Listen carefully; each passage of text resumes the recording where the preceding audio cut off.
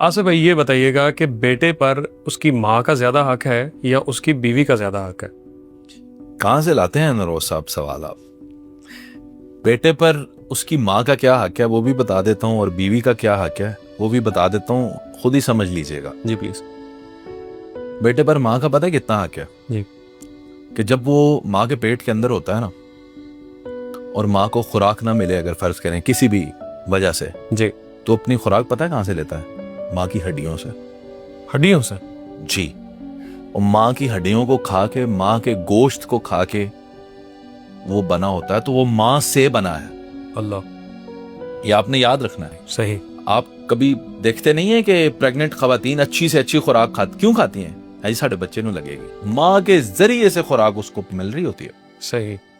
तो माँ का उस पे क्या हक है? फिर माँ जब उसे पैदा करती है, मौत जितना ड्रामा वो बर्दाश्त करती है, बिल्कुल। फिर वो दुनिया में आता है, फिर उसको पालती है। कैसे?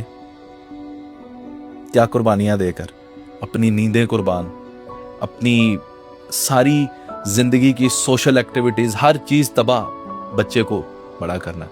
उसकी स्कूलिंग, उसकी सारी परेशानियां, फिर उसको चोटें लगनी, उसमें उसके ड्रामे, वो सारा कुछ माँ ने बर्दाश्त करके उसे बड़ा किया। अब आप पूछते हैं कि माँ का कितना हक है? बहुत बड़ा हक है, जो बच्चा सारी जिंदगी अदा नहीं कर सकता। आप वो ऐसे ही तो नहीं मिसाल बनी कि आप माँ को उठा के भी हज भी करवा दे, कंधों पे उठा के, आप उसका हक नहीं अदा कर सकते। बेशक ऐसे। क्यों?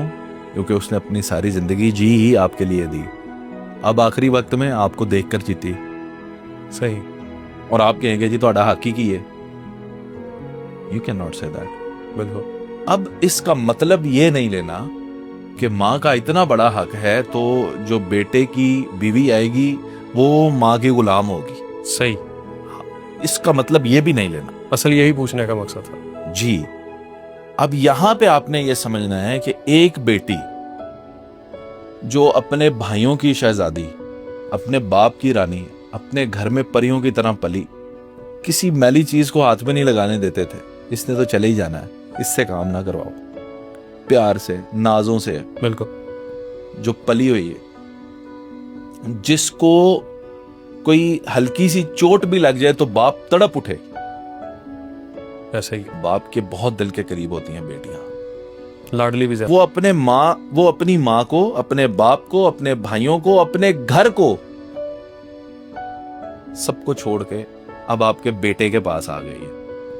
अब आप पूछते हैं कि उसका कितना हक है?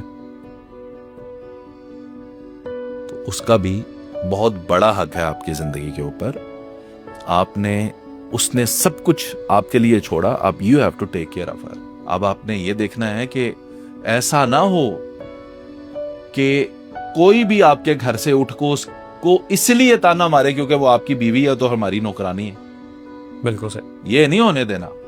उसके अपने घर में उसकी माँ भी थी, उसके भाई भी थे, उसका बाप भी था, उसका चाचा भी था, मामा भी था, सारे उसके दिफा के लिए मौजूद थे। उन सब की कुल ताकत अब उसके शोहर के पास है। बिल्कुल सही, ऐसा ही है। अब उसका शोहर वो सब कुछ है जो उसके मैके में उसके माँ बाप थे। इतना बड़ा आपने दिफा करना है उस औरत की, तो उसका भी बहुत बड़ा हक है। तो मर्द के लिए बैलेंस का इम्तिहान है माँ और बीवी। बहुत ही अच्छा रहेगा जब वो दोनों को बैलेंस करके चले, माँ को माँ का दर्जा दे, बीवी को बीवी का दर्जा दे। सही सर। अगर अक्सर होता है कि माएँ अपनी बेटे की बीवी से यानी बहू से किसी ना किसी वजह से ना वो गुस्सा निकालने के चक्कर में शिकायतें झूठी लगा दी या उसको डांट दिया या जैसे भी मामला सास बहू के चलते हैं, तो ऐसी सूरत में मर्द को क्या करना चाहिए? मैनेज वो कैसे करेगा? आप भाई पहले दिन से जब अपनी पॉलिसी सीधी रखेंगे ना जी, जिसकी गलती है आप उसी को बताएंगे, उसी हिसाब से ट्रीट करेंगे, सही, तो आपके मामलात हमेशा सीधे रहेंगे।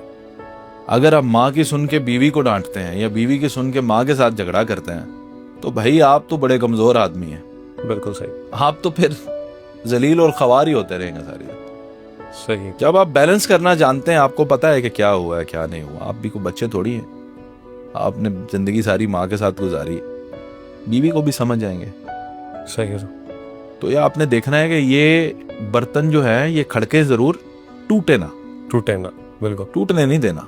सही। खड़कते रहे वो तो फिर घर है, चलता है, चीजें थोड़ी बहुत तो ऊपर नीचे हो जाती हैं, बैलेंस करें। बिल्कुल पहले दिन से कवानीन अपने जो है वो सीधे रखें, सेट रखें। मैंने वो आपको बता दिया, बेटे पर सारा हक माँ का है सही, और बीवी पर सारा हक शोहर का है। शोहर के माँ बाप जो है वो उसको कहेंगे तू साड़ी नौकरानी है, मेरी लतां कुट दे, अब ये कर दो, अब वो कर दो, तो दिस इज नॉट अप्रोप्रिएट। मैं बार बार एक ही बात कहता हूँ, मेरी बीवी, आपकी बीवी अगर हमारे वालिदैन की खिदमत करती हैं, हमारा कल्चर है, उन्हें बनाकर खाना देती हैं, उनके कपड़े इस्त्री करके देती हैं, तो मैं इसको अपनी बीवी का एहसान मानूंगा, उसका शुक्रगुजार होऊंगा कि आप ये कर रही हैं।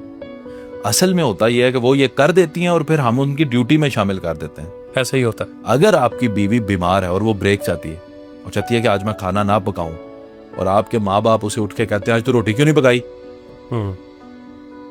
वो उसकी ड्यूटी ये समझ आप नहीं लेते। कहने देंगे, ये उसकी ड्यूटी नहीं है, उससे भी ब्रेक चाहिए।